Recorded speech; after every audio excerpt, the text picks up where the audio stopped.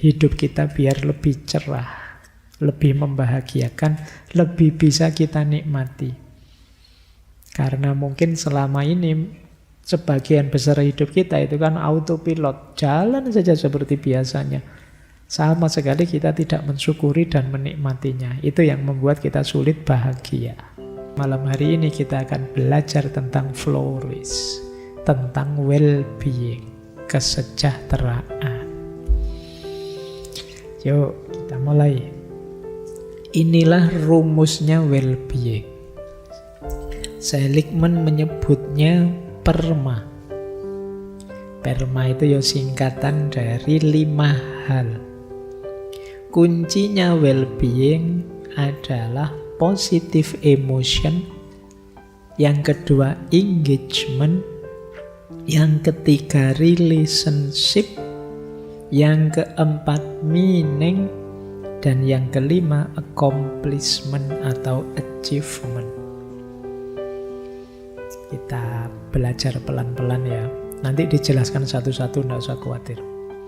Tentu saja positive emotion juga jadi kunci. Tidak mungkin orang puas dengan hidupnya kalau tidak ada rasa senang, rasa positif. Oke, kita awali. Yang pertama, positive emotion atau emosi positif. Emosi positif ini indikator utamanya. Orang yang well-being, yang sudah sejahtera, nyaman dengan hidupnya, emosinya pasti positif. Kalau emosinya masih negatif, masih jengkel, masih marah, masih kecewa, dan lain sebagainya, ya berarti belum well-being. Emosi positif nanti jadi kunci. Orang yang emosinya positif itu kemungkinan dirinya sehat secara jasmani dan rohani lebih besar. Kalau orang isinya stres, terus depresi, terus negatif, terus isi pikirannya, ya gampang sakit lahir dan batin. Maka emosi positif jadi kunci. Carilah, ini tugas untuk teman-teman semua, cari momen-momen yang mendatangkan emosi positif. Jangan dekat-dekat dengan situasi toksik yang menghasilkan emosi negatif. Karena ini salah satu kuncinya untuk kita bisa bahagia dan sejahtera. Kalau di buku diberi contoh misalnya, untuk membangun emosi positif bisa kita lakukan misalnya menghabiskan waktu bersama orang yang kita sayangi. Pak, saya belum ada Pak yang disayangi Pak. Yo emangnya cuma pacar yang disayangi, kan ada orang tua, ada teman, ada sahabat. Yo kalau nembak ditolak yo kan masih bisa sahabatan aja. Jadi ya paling tidak kan masih bisa berbagi emosi positif. Nah, jadi ya cari, habiskan waktu sebanyak mungkin dengan orang yang kita sayangi, biasanya bisa membantu kita memunculkan emosi positif. Misalnya kayak teman-teman, tadi saya cerita tentang kelelahan batin. Mungkin kalau kamu sedang lelah sekali di Jogja ini, terus kamu pulang ke kampung ketemu orang tua, sanak kerabat yang kalian cintai, itu kan kayak ngecas lagi situasi batinmu, kamu segar lagi, emosi positifnya muncul lagi. Nah, maka bersyukurlah yang masih punya banyak orang-orang yang disayangi. Oke, meskipun yo jangan Pak, kok kamu gonta-ganti pacar banyak sekali, biar banyak emosi positifnya, ya jangan gitu. Itu namanya sakar PDW ya. Ya maksudnya orang tua, teman, sahabat, orang-orang baik. Makanya dulu kita pernah ngaji Tombok Ati, itu diantara obatnya hati adalah wong kang soleh kumpulono. Dekat dan berkumpullah dengan orang-orang soleh. Kenapa? Menghadirkan emosi yang positif. Kalau kalian dekat dengan orang-orang soleh, para ulama, para kiai, itu kan rasanya dekat mereka dingin, adem, emosinya positif. Kalau dekat kalian kan beda, jengkel, pengen itu bedanya. Maka habiskan waktu dengan orang yang kita sayangi. Atau yang kedua, lakukan hobi atau aktivitas kreatif yang kita sukai. Ya secukupnya, tapi ya jangan terus-terusan. Pak, saya hobinya main game. Ya secukupnya, untuk menghadirkan emosi positif saja. Wah, setelah main game sebentar saya seger lagi, Pak. Ya sudah, ditinggal, sekarang aktivitas yang serius lagi. Jangan kok terus-terusan main game. Game yang memang membangkitkan semangat positif ya. Jangan game yang, saya tidak tahu ada tidak di sini yang kalau main game sambil teriak-teriak, misuh-misuh. Banyak ya. Lah yo, sampai HP ini dhewe dibanting-banting. Wong yo dirinya yang tidak mampu kok yang disalahkan HP-nya. Nah, jadi cari hobi secukupnya saja. Kalau memang kita ini sudah lelah, emosi kita drop, kan penting kita membangkitkan emosi yang positif. Boleh juga, wong ini contoh ya, boleh misalnya mendengarkan musik. Ya musik yang menenangkan tentunya, membangkitkan emosi positif. Tapi ya monggo saja, itu kan selera masing-masing. Mungkin ada, Pak, saya tenangnya itu kalau mendengarkan musik-musik koplo itu, Pak, saya tentram. Ya monggo saja. Mungkin ada yang sukanya klasik. Monggo saja. Boleh. Jadi biar stabil lagi dari kelelahan tadi. Atau berkontemplasi, berefleksi, kita memikirkan apa saja yang membuat kita bersyukur. Itu biasanya emosi positif muncul. Alhamdulillah ya, sampai semester 13 ini saya masih kerasan, masih ya, ternyata saya itu termasuk orang-orang yang gigih mencari ilmu.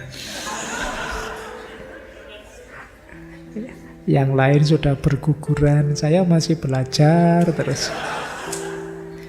Oke ya, sampai teman saya sudah jadi dosen, saya masih setia kuliah saja.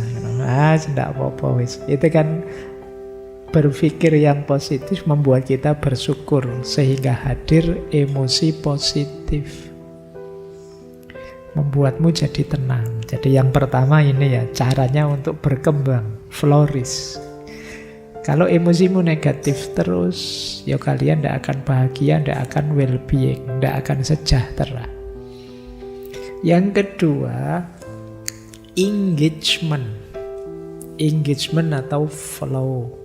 Atau istilahnya seligman itu, engagement itu kita menyatu dengan ritme hidup, menyatu dengan musik. Jadi engagement itu kita melakukan aktivitas kebaikan apapun secara terlibat, kita hayati, kita fokus, kita rasakan. Engagement itu, kata Seligman, you go into flow when your highest strength are deployed to meet the highest challenge that come your way. Kita berhadapan dengan tantangan paling hebat, dan kita menggunakan kekuatan kita paling maksimal sehingga melahirkan hidup yang produktif, yang kreatif. Itulah engagement, flow. Kita tidak takut menghadapi apapun tantangan zaman, kita bisa menghadapinya karena kekuatan kita yang 24 tadi hidup semua. Ini namanya orang yang bisa flow, bisa mengalir. Ini wacana ini berhubungan dengan mindfulness. Banyak di antara kita yang tidak bisa menikmati hidup, tidak bisa flow, tidak bisa mengalir, tidak mampu terlibat. Jadi tidak menikmati aktivitasnya hari ke hari. Gimana caranya, Pak, biar kita bisa engage, biar kita bisa mengalir, bisa flow? Ini beberapa contoh juga. Karena ini salah satu syarat untuk kita bahagia juga.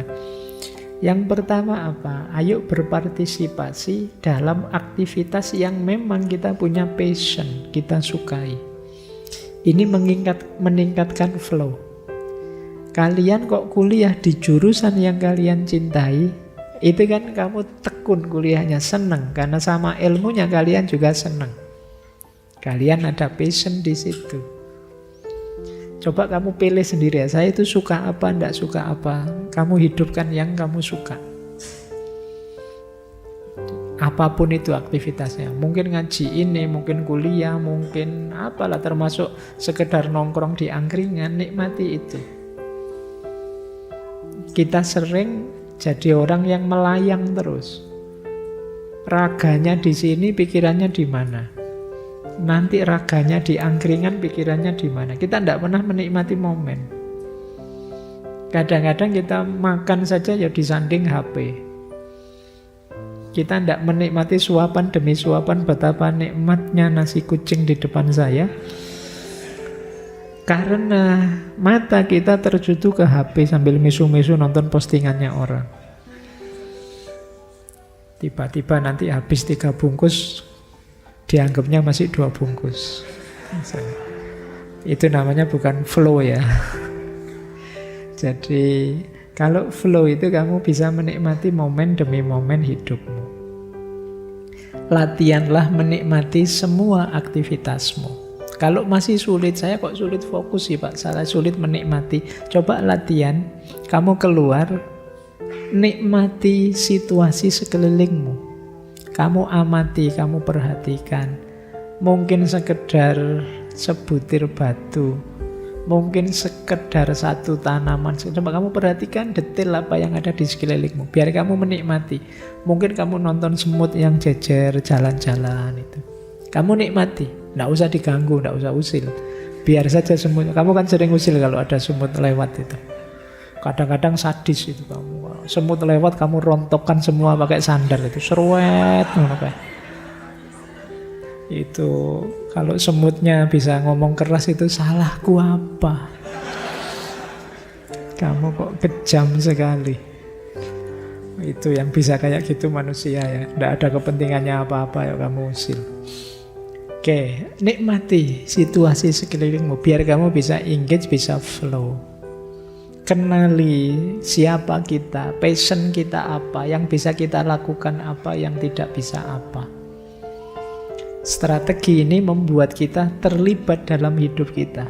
Kalau kita baik, kita puas bahwa kebaikan itu kita yang melakukan, dan melakukannya kita sepenuh hati.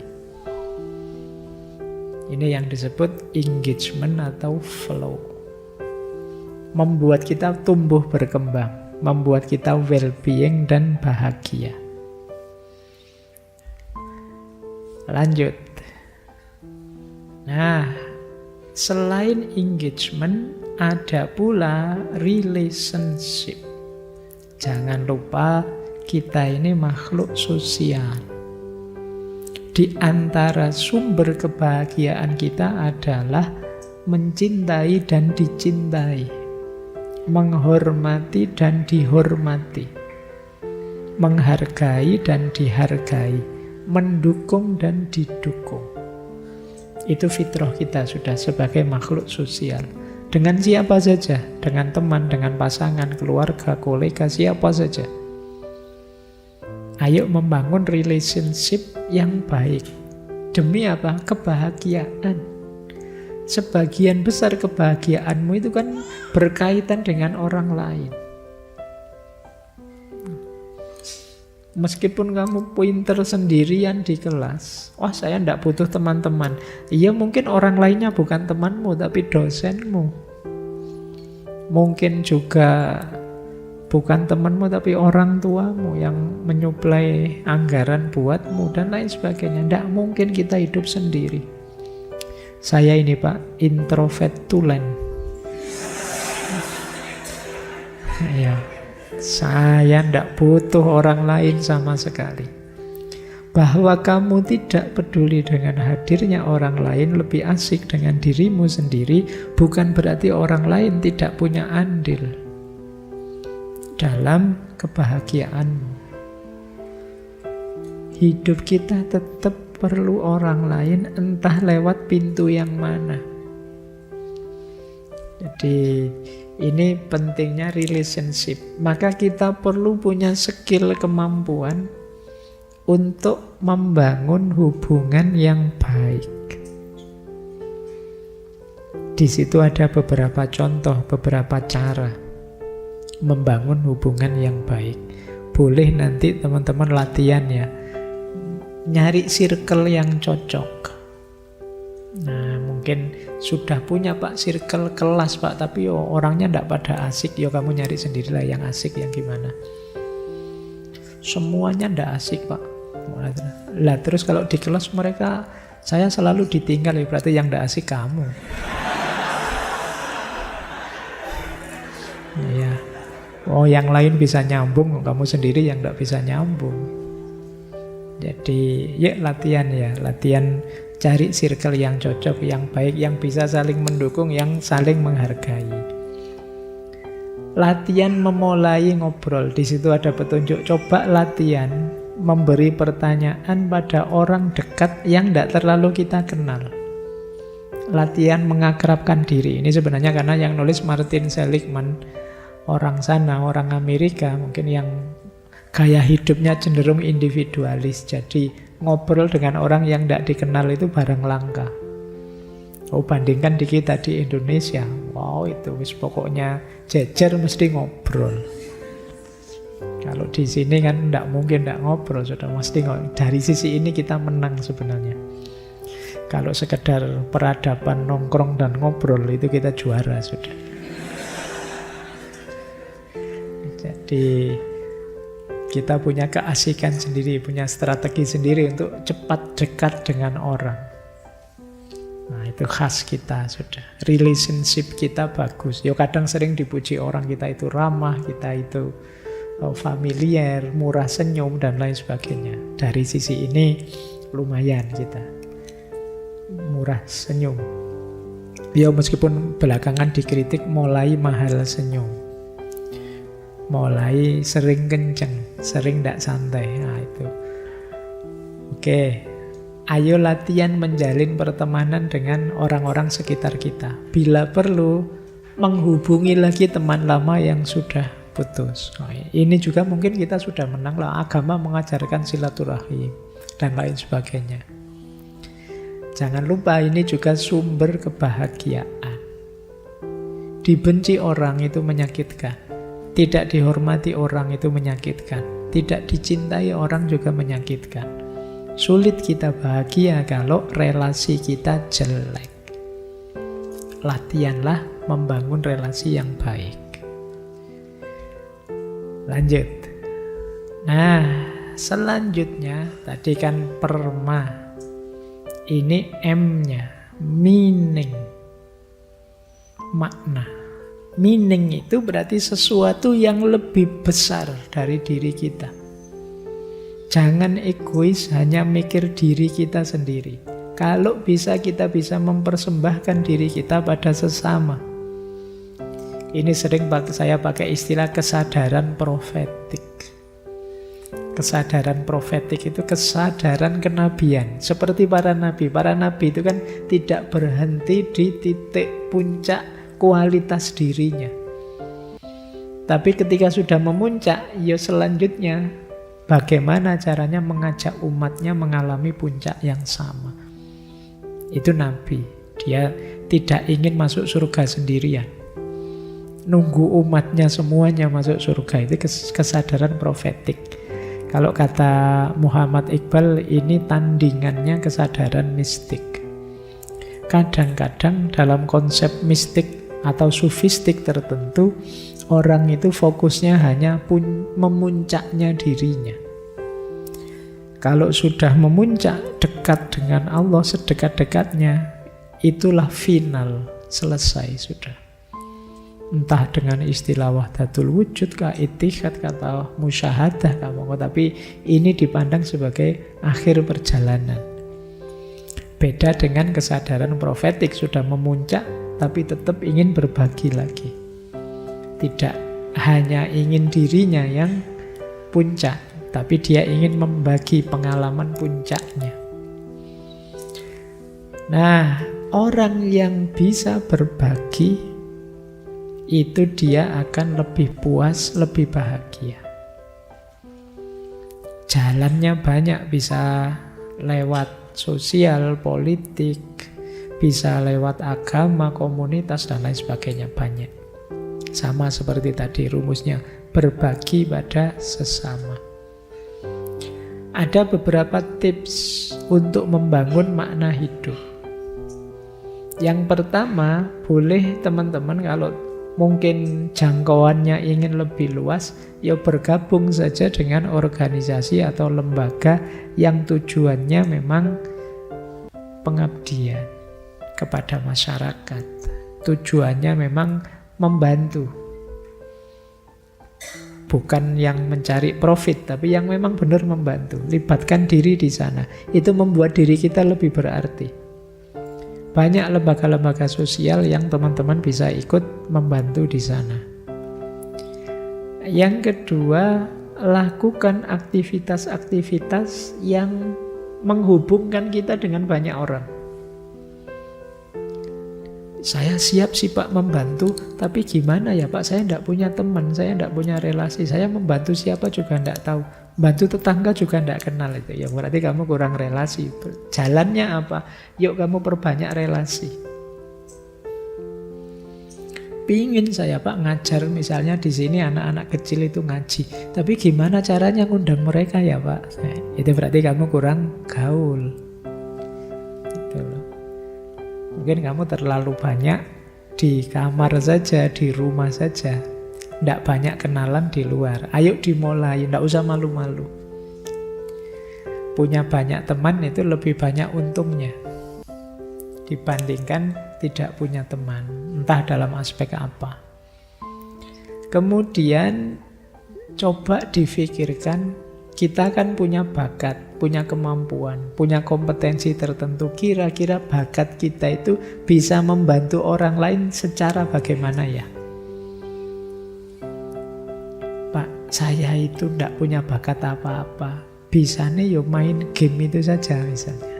Coba kamu berpikir, keahlianmu main game itu bisa membahagiakan orang lewat jalan yang bagaimana? Apa kamu buka kursus privat gratis, petunjuk main game, caranya nge-cheat atau apa piye ngono. Ya itu contohnya ya, kamu kan masing-masing punya bakat, punya kemampuan, apalagi seusia kalian bakatmu banyak pasti. Asal kamu mau saja kamu bisa berbagi banyak hal pada sesamamu. Tinggal kalian mau apa tidak, itu saja sebenarnya. Insya Allah kalau teman relasi kalian sudah banyak lah. Coba dipikir mulai sekarang, apa sih yang bisa aku berikan di levelku ini, dalam usiaku saat ini, dalam situasiku saat ini. Itu akan membantu kita menemukan makna hidup yang membawa kita bahagia. Inilah yang disebut meaning. Yang kelima, A-nya, accomplishment. Accomplishment itu prestasi, kemampuan, penguasaan, atau kompetensi. Ini juga membahagiakan. Jadi, mari punya target-target dan bahagia dengan itu.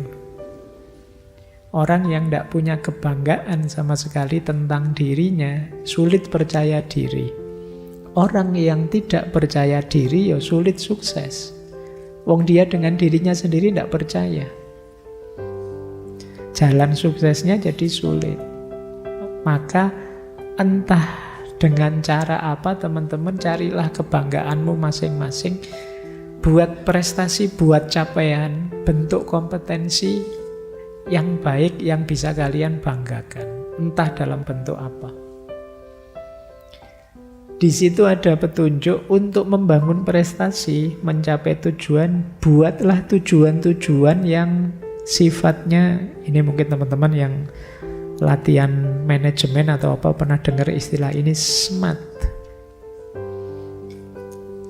Jadi SMART itu specific, measurable, attainable, realistic, timely.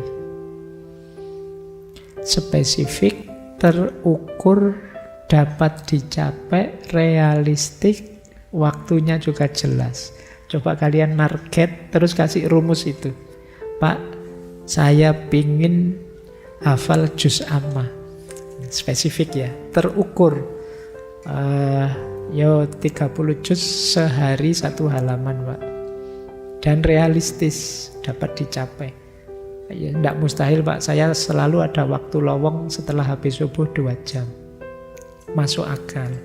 Dan waktunya jelas. Ya kira-kira 1 bulan saya kira sudah bisa saya hafal. Ini namanya SMART. Targetmu jelas, bisa dicapai, realistis, waktunya juga jelas. Ini memudahkanmu kalau membuat target. Di antara sumber kegelisahan kita kan kesulitan kita menata keinginan. Untuk menata keinginan itu pastikan keinginan kita sifatnya smart tadi. Realistis saja, jangan menginginkan yang di luar jangkauan. Nanti kamu kecewa sendiri. Misalnya kamu cita-cita, yo saya pingin paling enggak 2024 itu ya presidennya saya lah Pak kalau bisa. Nah, itu namanya ndak smart. Ya mungkin saja sih, ya siapa tahu tiba-tiba ada bencana besar se-Indonesia habis semua garek kamu sendiri. Ya wis dadi ya presiden dhewe, dadi rakyat dhewe, dadi. Jadi tapi target yang serius ya yang smart tadi, yang attainable, measurable, specific, realistic dan timely. Nah, untuk kebahagiaan juga kadang-kadang perlu juga kita ingat-ingat sukses kita di masa lalu. Yo, sekarang sih saya memang keteteran kuliahnya, jangan lupa. Tapi saya dulu pernah juara loh, pidato misalnya, level RT 17-an misalnya. Ya enggak apa-apa kan, lumayan kan prestasi, ada kebanggaan. Jadi apapun itu jenis kebanggaannya, boleh kamu ingat-ingat dalam rangka apa? Flourish, biar kamu berkembang terus jadi lebih baik. Karena dengan accomplishment ini kamu jadi bangga dengan dirimu, percaya dengan dirimu. Cari cara entah bagaimana biar kalian punya prestasi, punya kompetensi yang bisa kalian banggakan. Itulah perma. Ada yang bilang perma itu ada plusnya. Plusnya ini. Jadi selain 5 tadi, mindsetnya harus optimis. Ada physical activity and nutrition. Kesehatannya dijaga, makanannya dijaga.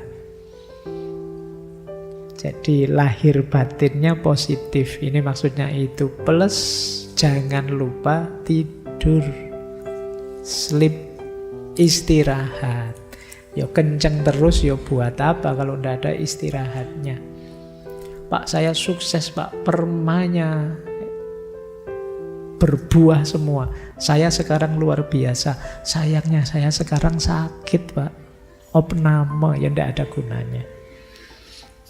Sehebat apapun kalian, kalau tidak sehat ya tidak ada gunanya. Maka optimis, jaga kesehatan, physical activity, nutrition, dan jangan lupa istirahat.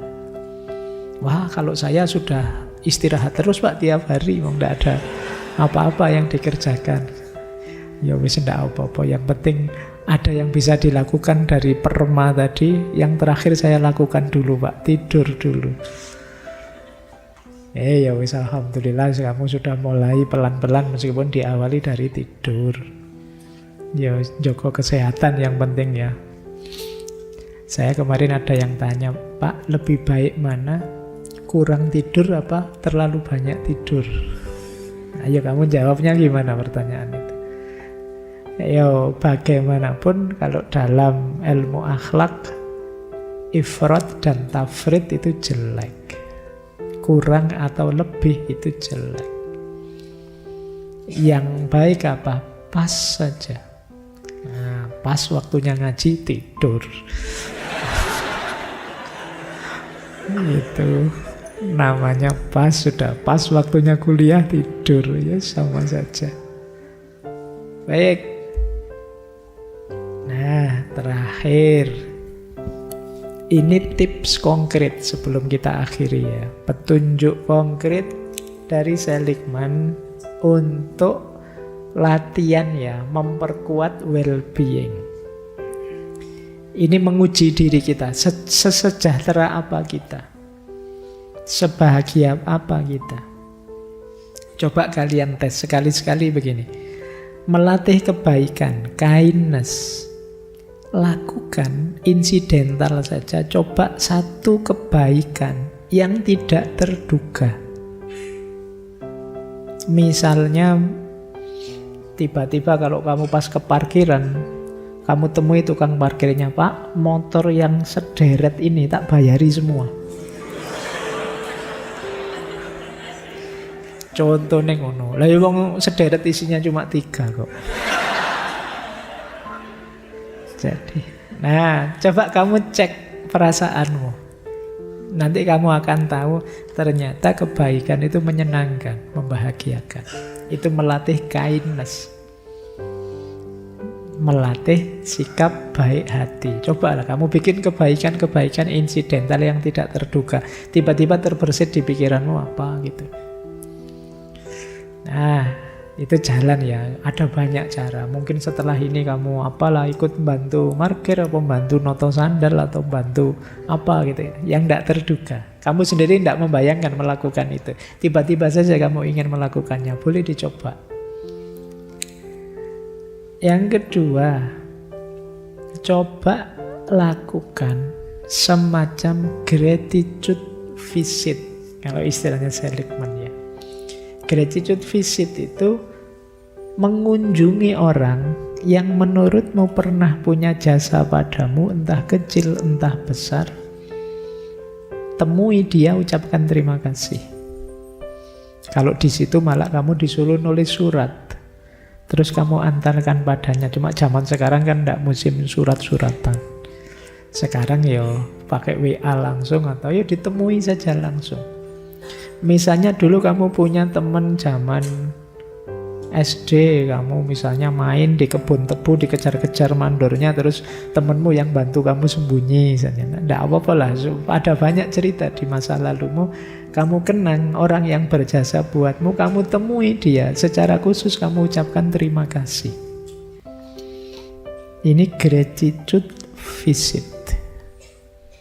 Atau boleh, wah ternyata saya sulit Pak menemui teman saya, jauh sekali. Nah, coba kamu pakai strategi bersedekahlah atas nama dia.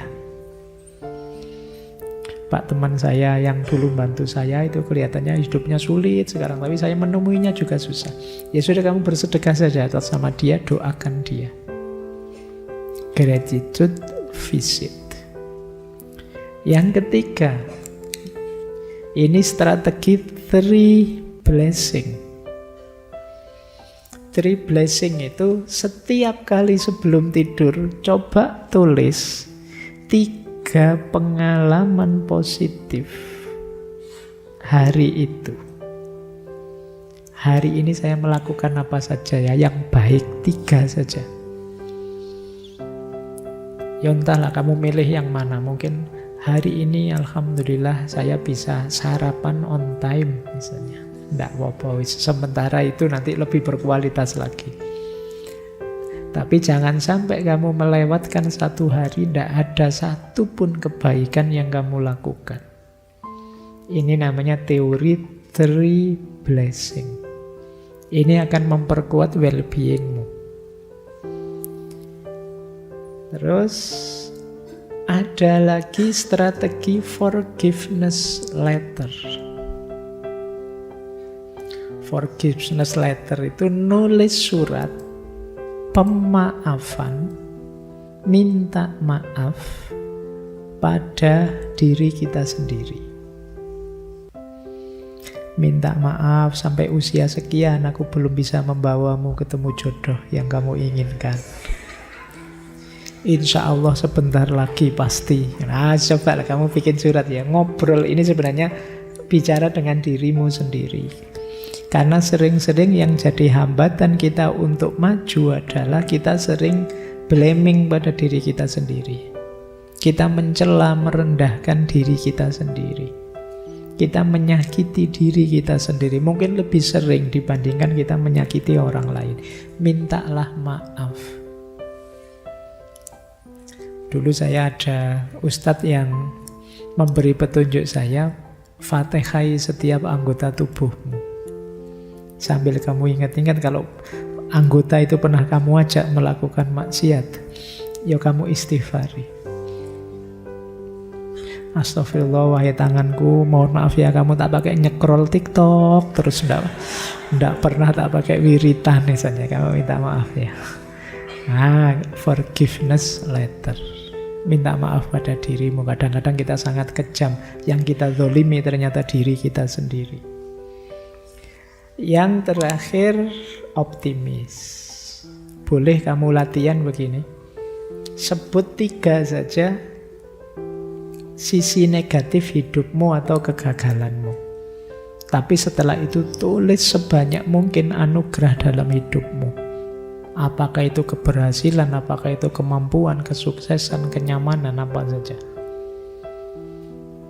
Untuk menumbuhkan optimisme. Ternyata aku ya bisa kok. Hidupku tidak hanya isi kegagalan saja. Banyak keberhasilan-keberhasilan. Banyak juga yang bisa dibanggakan. Nah, jadi boleh. Itu yang terakhir, membangun optimisme.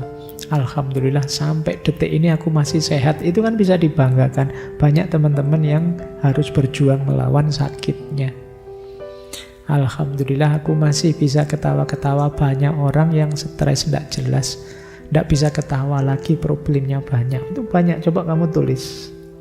Untuk menumbuhkan optimisme, ternyata Allah juga masih sayang padaku, masih diberi banyak anugerah. Bahkan sekedar masih bisa bernafas, masih bisa makan, itu juga anugerah yang luar biasa. Nah, ini latihan-latihan seperti ini akan menguatkan kebahagiaan kita, menguatkan well-being kita. Hidup kita biar lebih cerah, lebih membahagiakan, lebih bisa kita nikmati. Karena mungkin selama ini sebagian besar hidup kita itu kan autopilot, jalan saja seperti biasanya. Sama sekali kita tidak mensyukuri dan menikmatinya. Itu yang membuat kita sulit bahagia. Baik, saya kira itu ya teman-teman, malam hari ini pelajaran tentang bahagia dari Martin Seligman.